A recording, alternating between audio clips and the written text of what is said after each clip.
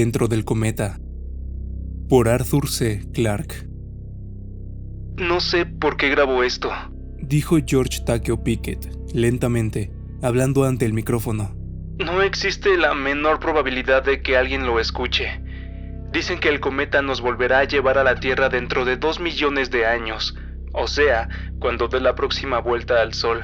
Me pregunto si entonces aún existirá la humanidad, y si el cometa construirá una vista tan magnífica para nuestros presuntos descendientes como lo ha sido para nosotros. Tal vez envíen una expedición, como hicimos nosotros, para ver qué descubren, y nos encontrarán a nosotros.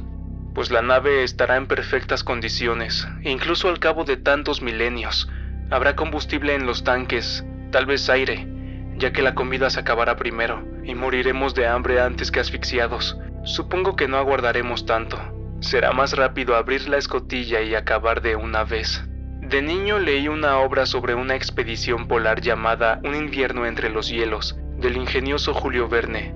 Bien, es lo que ahora nos ocurre a nosotros. Hay hielo a nuestro alrededor, flotando en poderosos icebergs.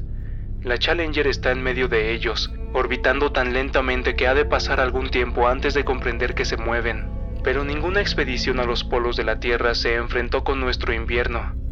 Durante la mayoría de estos millones de años, la temperatura será de 270 grados bajo cero.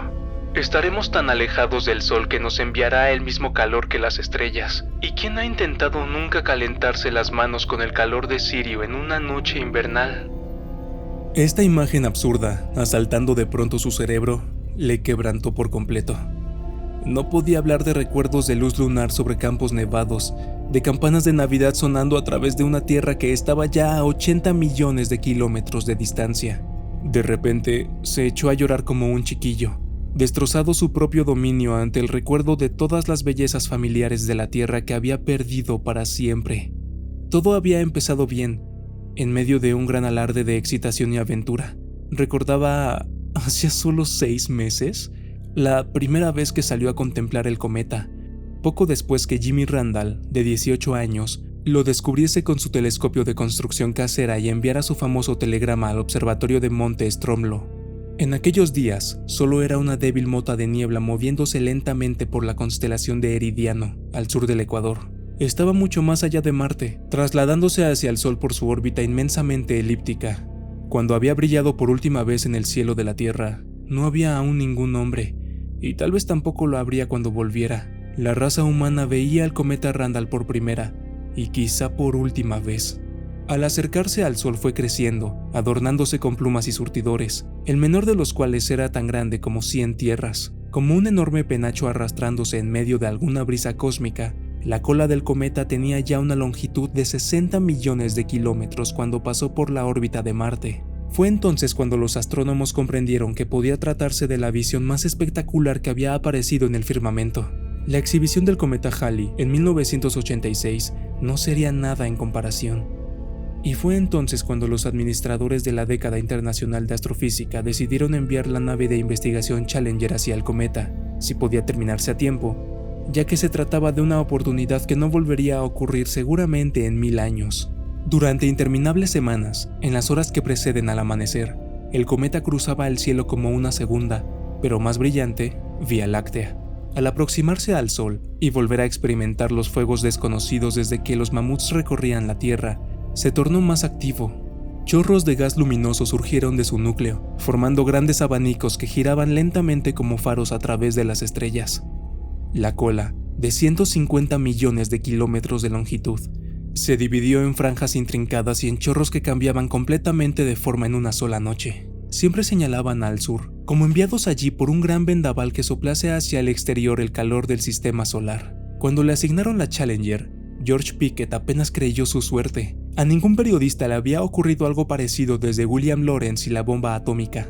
El hecho de poseer un diploma en ciencia, no estar casado, gozar de buena salud, pesar menos de 70 kilos y no tener el apéndice, ayudó indudablemente, pero debía de haber otros en su mismo caso. Bien, su envidia no tardaría en convertirse en alivio.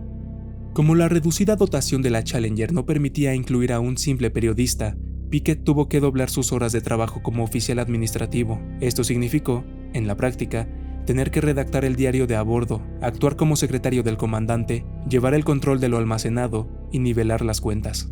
Era una suerte, pensaba, que en el mundo ingrávido del espacio solo se necesitasen 3 horas de sueño cada 24. Mantener separadas sus obligaciones requería mucho tacto. Cuando no estaba escribiendo en su despachito o comprobando los miles de artículos apilados en los almacenes, tenía que atender a su grabadora. Había tenido buen cuidado, alguna que otra vez, de entrevistar a cada uno de los 20 científicos e ingenieros que formaban la tripulación de la nave. No habían sido enviadas todas las grabaciones a la Tierra, ya que algunas eran demasiado técnicas y otras al contrario, pero al menos no había mostrado favoritismos y, por lo que sabía, no había herido los sentimientos de nadie. Claro que esto ya no importaba. Ignoraba qué pensaba el Dr. Martens. El astrónomo había sido uno de los sujetos más difíciles, aunque uno de los que le habían dado más información. Con un impulso súbito, Pickett localizó las primeras cintas de Martens, insertándolas en el magnetófono. Sabía que trataba de escapar a la situación presente volviendo al pasado, pero el único efecto de aquel conocimiento personal era la esperanza de que el experimento tuviese éxito.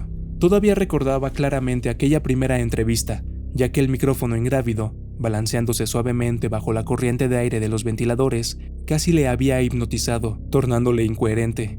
Pero nadie lo había observado, pues su voz continuó normal, con suavidad profesional. Estaban a la sazón a 30 millones de kilómetros detrás del cometa, aunque acercándosele rápidamente, cuando atrapó a Martens en el observatorio y le disparó la primera pregunta. «Dr. Martens, ¿de qué está compuesto el cometa Randall?» «De una mezcla», fue la respuesta del astrónomo, «y cambia constantemente a medida que nos apartamos del Sol, pero la cola se compone principalmente de amoníaco, metano, anhídrido carbónico, vapor de agua, cianógeno». «¿Cianógeno? ¿No es un gas venenoso? ¿Qué ocurriría si la Tierra quedase envuelta en esa cola?» «Nada. Aunque parezca tan espectacular, de acuerdo con nuestras normas, la cola de un cometa es casi un vacío absoluto. Para volumen tan grande como la Tierra, contiene tanto gas como una caja de cerillas llena de aire. Sin embargo, esta insignificante cantidad de materia ofrece esa visión majestuosa». «Lo mismo hace el gas en un letrero eléctrico, por el mismo motivo. La cola de un cometa brilla porque el Sol bombardea con partículas cargadas eléctricamente. Es un anuncio luminoso cósmico. Algún día, me temo, los agentes de publicidad se darán cuenta de esto y hallarán el modo de redactar anuncios a través del sistema solar». Una idea deprimente, aunque supongo que alguien afirmará que es un triunfo de la ciencia aplicada. Pero dejemos la cola. ¿Cuánto tardaremos en llegar al núcleo del cometa? Puesto que una caza siempre toma tiempo, pasarán otras 2 semanas antes de penetrar en el núcleo. Iremos adentrándonos más y más en la cola, cruzando a través del cometa cuando lleguemos a él. Pero aunque el núcleo se halla a 30 millones de kilómetros al frente, ya hemos aprendido muchas cosas. Por ejemplo, que es extremadamente pequeño, menos de 80 kilómetros de diámetro, y ni siquiera es sólido, ya que probablemente está formado por millares de cuerpos más pequeños, todos dando vueltas en una nube. ¿Podremos penetrar en el núcleo? Lo sabremos cuando lleguemos. Tal vez nos limitaremos a estudiarlo con nuestros telescopios desde unos miles de kilómetros, aunque, personalmente, me sentiré defraudado si no entramos en su interior. Pickett cerró el magnetófono. Sí, Martens había estado en lo cierto. Se habría sentido defraudado, especialmente al no existir, al parecer, el menor peligro. El peligro no residía en el cometa, ya que había venido de dentro. Habían navegado a través de las diversas y sucesivas cortinas de gas, enormes, pero increíblemente tenues, que el cometa Randall seguía expulsando al alejarse del Sol. Incluso ahora, cuando se acercaban a las regiones más densas del núcleo, se hallaban prácticamente en medio del vacío. La niebla luminosa que se extendía en torno a la Challenger durante tantos millones de kilómetros apenas disminuía la luz de las estrellas, pero directamente al frente, donde se hallaba el núcleo del cometa, había un brillante trecho de luz resplandeciente que les atraía como un fuego fatuo. Las perturbaciones eléctricas tenían lugar a su alrededor con violencia creciente, habiendo cortado casi por entero sus comunicaciones con la Tierra. El principal transmisor de radio de la nave podía enviar una leve señal, y en los últimos días se habían visto obligados a enviar unos mensajes de «estamos bien» en Morse. Cuando se apartasen del cometa, de vuelta a la Tierra, quedarían restablecidas las comunicaciones, pero ahora estaban casi tan aislados como los exploradores en la época anterior a la radio. Era un inconveniente, pero nada más. Pickett casi agradecía este corte de comunicaciones, ya que le concedía más tiempo para dedicarse a sus tareas administrativas. Aunque la nave ya viajaba por el corazón del cometa, en un rumbo que ningún comandante hubiera soñado antes del siglo XX, alguien tenía que comprobar las provisiones y demás artículos. Lenta y cautelosamente, con la sonda radar captando toda esfera de espacio que la rodeaba, la Challenger penetró en el núcleo del cometa y se había posado en medio del hielo. En los años 40, Whipple, de Harvard, ya adivinó la verdad, aunque era difícil de aceptar incluso teniéndola ante los ojos. El núcleo relativamente pequeño del cometa era un conjunto de icebergs a la deriva, que giraban entre sí, al moverse a lo largo de su órbita, pero al revés de los icebergs que flotan en los mares polares, estos no eran de blancura deslumbrante ni compuestos de agua, eran de color gris sucio y muy porosos, como nieve pisoteada, y estaban socavados por bolsas de metano y amoníaco helado, que de cuando en cuando se desprendían en gigantescos surtidores de gas al absorber el calor del sol. Era una visión maravillosa, pero al principio Pickett tuvo poco tiempo para admirarla. Trabajaba en exceso.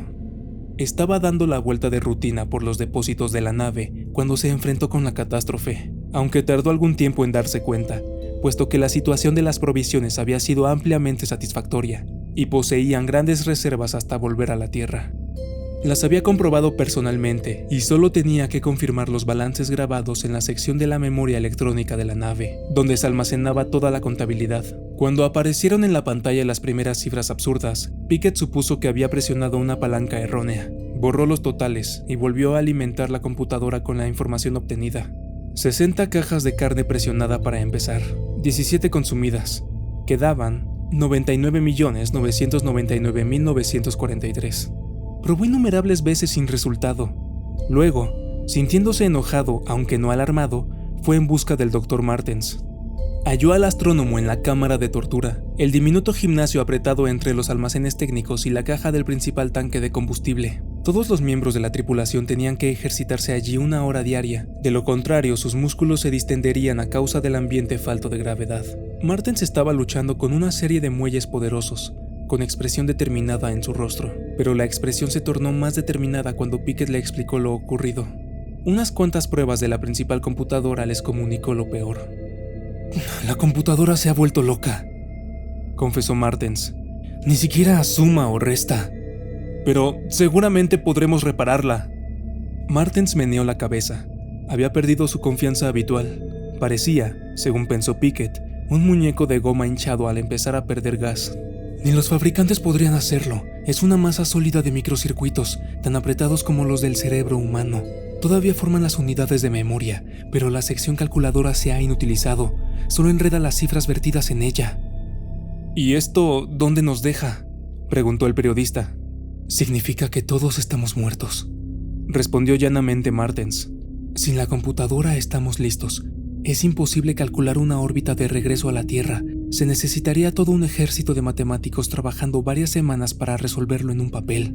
«Eso es ridículo. La nave está en perfectas condiciones. Tenemos abundancia de comida y combustible. ¿Y usted dice que vamos a morir solo por no poder realizar unas sumas?» «Unas sumas», repitió el astrónomo con sarcasmo. «Un cambio navigacional tan grande como es preciso para alejarnos del cometa y entrar en una órbita terrestre necesita unos 100.000 cálculos por separado. Incluso la computadora necesita varios minutos para llevarlos a cabo». Pickett no era matemático, pero sabía lo suficiente de astronáutica para comprender la situación. Una nave viajando a través del espacio se halla bajo la influencia de muchos cuerpos celestes. La principal fuerza controladora es la de la gravedad del Sol, que mantiene a todos los planetas firmemente sujetos a sus respectivas órbitas. Pero los planetas también se atraen, aunque en forma mucho menor, entre sí. Calcular estas atracciones mutuas, por encima de todo, aprovecharse de ellas para alcanzar en el instante preciso una meta situada a millones de kilómetros de distancia, era un problema fantásticamente complejo. Comprendía la desesperación de Martens. Ningún hombre puede trabajar sin los instrumentos de su profesión, y ninguna profesión necesitaba unos instrumentos tan complicados como la suya. Incluso después de anunciarlo al comandante y de la primera conferencia de emergencia cuando toda la tripulación se reunió para discutir la situación, tardaron varias horas en asimilar los hechos. El final aún estaba a unos meses de distancia, y la mente humana no podía captarlo, pero estaban sentenciados a muerte. Si bien no corría prisa la ejecución, y el panorama seguía siendo soberbio, Más allá de las brumas resplandecientes que les envolvían y que sería su monumento celestial al final de los tiempos, podía divisar el gran faro de Júpiter, el más grande de todos los cuerpos celestes. Algunos aún vivirían, si los otros estaban dispuestos a sacrificarse cuando la nave pasara junto al más poderoso de los hijos del sol. ¿Valía la pena vivir unas semanas más?, se preguntó Pickett, para ver con tus propios ojos la visión que Galileo tuvo por primera vez con su tosco telescopio varios siglos antes, los satélites de Júpiter, yendo y viniendo como cuentas en una sarta invisible. Cuentas en una sarta. Con esta idea, un recuerdo largamente olvidado de su niñez surgió en su subconsciente. Debía de estar allí desde varios días atrás, esforzándose por salir a la luz, y ahora al fin había llegado a su cerebro. ¡No!, gritó. «Es ridículo, se reiría de mí». «¿Y qué?», le dijo la otra mitad de su mente. «No tienes nada que perder, sino para otra cosa. Servirá para que todos trabajen mientras se consumen las provisiones y el combustible. Incluso la más mínima esperanza era mejor que nada en absoluto». Dejó de jugar con el magnetófono. Había superado el sentimiento de autoconmiseración. Soltando la cinta elástica que le ataba a la silla, se marchó a los almacenes técnicos en busca del material que necesitaba. «Esta no es mi idea de una broma», gruñó el Dr. Martens, contemplando con desprecio la tenue estructura de alambre y madera que Pickett sostenía en la mano. «Supuse que diría eso», replicó Pickett, conservando la calma. «Pero, por favor, escuche un instante. Mi abuela era japonesa, y siendo yo niño me contó una historia que olvidé por completo hasta esta semana pasada. Poco después de la Segunda Guerra Mundial, hubo un concurso entre un americano con una computadora eléctrica y un japonés que usaba un ábaco como este. Y ganó el ábaco. Entonces debía tratarse de una computadora deficiente o de un ingeniero muy malo. Emplearon la mejor computadora del ejército de Estados Unidos. Pero no discutamos, permítame una prueba. Diga un par de cantidades de 3 cifras para multiplicarlas». Pues 856 por 437. Los dedos de Pickett bailotearon sobre las cuentas, deslizándolas arriba y abajo por los alambres con increíble velocidad. Había 2 alambres en conjunto, de modo que el ábaco podía funcionar con cantidades de 999.999.999.999, o ser dividido en sectores separados donde podían llevarse a cabo simultáneamente cálculos independientes. 374.072, dijo Pickett, después de un intervalo increíblemente corto de tiempo. Veamos ahora cuánto tarda usted en hacer la misma operación con un lápiz. Transcurrió mucho más tiempo antes de que Martens, que como la mayoría de matemáticos estaba muy flojo en aritmética elemental, proclamase 375.072. Una prueba no tardó en confirmar que Martens había tardado al menos 3 veces más que Pickett para obtener un resultado equivocado. El rostro del astrónomo era un estudio de pesar, asombro y curiosidad. ¿Dónde aprendió ese truco?, quiso saber. Creí que estos aparatos solo sumaban y restaban. Bueno, la multiplicación no es más que una suma repetida, ¿verdad? Solo sumé 7 veces 856 en la columna de las unidades, 3 veces en la de las decenas y 4 en las centenas. Usted hace lo mismo al usar el papel y el lápiz. Claro está, existen varios atajos, pero si cree que soy rápido, hubiera debido ver a mi tío abuelo. Trabajaba en un banco de Yokohama, y cuando sumaba a gran velocidad no se le veían los dedos. Él me enseñó algunos trucos, pero casi los he olvidado todos en los últimos 20 años. Solo practiqué un par de años, de modo que soy bastante lento. Es igual, espero convencerle de que esto puede servirnos. Sí, me ha dejado impresionado. ¿Sabe dividir con igual rapidez? Casi, sobre todo si adquiero más pericia. Martens cogió el ábaco y empezó a pasar las cuentas arriba y abajo. Luego suspiró. Ingenioso, aunque no creo que pueda ayudarnos. Aunque fuese 10 veces más rápido que el hombre con papel y lápiz, cosa que no es así, la computadora era 1.000.000 de veces más veloz. Ya pensé en eso, replicó Pickett con impaciencia. Martens carecía de coraje, cedía al momento. ¿Cómo se las arreglaban los astrónomos 100 años atrás cuando no había computadoras? Le propongo un plan y dígame si ve algún fallo. Cuidadosa y lentamente detalló el plan, y al escucharle, Martens se fue relajando y profirió la primera carcajada que Pickett había oído a bordo de la nave en muchos días. Quiero ver la cara del comandante, rió el astrónomo, cuando usted le diga que todos volveremos a la guardería jugando con cuentas de cristal. Al principio reinó un gran escepticismo, que se desvaneció muy pronto cuando Pickett realizó unas demostraciones. Para los hombres que se habían educado en un mundo electrónico, el hecho de que una simple estructura de alambres y madera pudiera ejecutar un milagro era una revelación, y también un reto, y como el mismo dependía de sus vidas, se apresuraron a aceptarlo. Tan pronto como los ingenieros construyeron suficientes copias del tosco modelo de Pickett, empezaron las clases. Pickett solo tardó unos minutos en explicar los principios básicos. Lo que requería más tiempo era la práctica. Hora tras hora, hasta que los dedos movían automáticamente las cuentas, colocándolas en la debida posición sin necesidad de la conciencia. Hubo algunos miembros de la tripulación que ni al cabo de varias semanas llegaron a adquirir rapidez o seguridad, pero otros pronto vencieron al mismo Pickett. En sus sueños, soñaban con cuentas, columnas, con cuentas y alambres.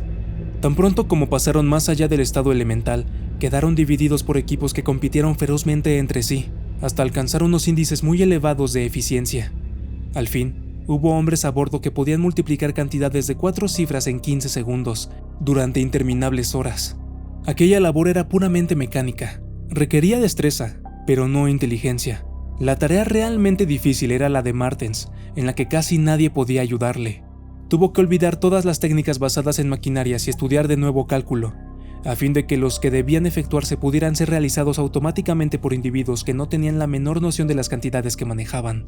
Les suministraría los datos básicos y seguirían el programa trazado. Tras unas horas de trabajo paciente y rutinario, la respuesta surgiría del final de la línea de producción matemática, siempre que no se cometieran errores. Y la forma de precavarse contra tal cosa era hacer trabajar a 2 equipos independientes, comprobando con regularidad los resultados. Lo que hemos logrado, murmuró Pickett, hablando para el magnetófono, cuando al fin tuvo tiempo de pensar en un público para el que no había esperado hablar nunca más. Es construir una computadora formada por seres humanos en lugar de circuitos electrónicos. Es 1000 veces más lento, no es posible manejar a la vez muchos dígitos, y resulta muy pesado, pero da buenos resultados. No es que toda la tarea de regresar a la Tierra, cosa sumamente complicada, vayamos a realizarla ahora, sino solo la más sencilla de obtener una órbita que nos ponga dentro del radio de alcance terrestre. Una vez hayamos escapado a las interferencias eléctricas que nos rodean, podremos radiar nuestra posición y las grandes computadoras de la Tierra nos dirán qué hemos de hacer. Nos estamos alejando ya del cometa y nos salimos del sistema solar. Nuestra nueva órbita encaja con nuestros cálculos hasta el límite esperado. Todavía nos hallamos dentro de la cola del cometa, pero el núcleo se halla a 1,5 millones de kilómetros de distancia y no vemos ningún iceberg de amoníaco. Estos corren alocadamente hacia las estrellas entre la noche helada, mientras regresamos a casa. Tierra, llamando la Challenger. Contesten tan pronto como nos oigan. Nos gustaría comprobar nuestros cálculos, antes de que se nos despellejen más los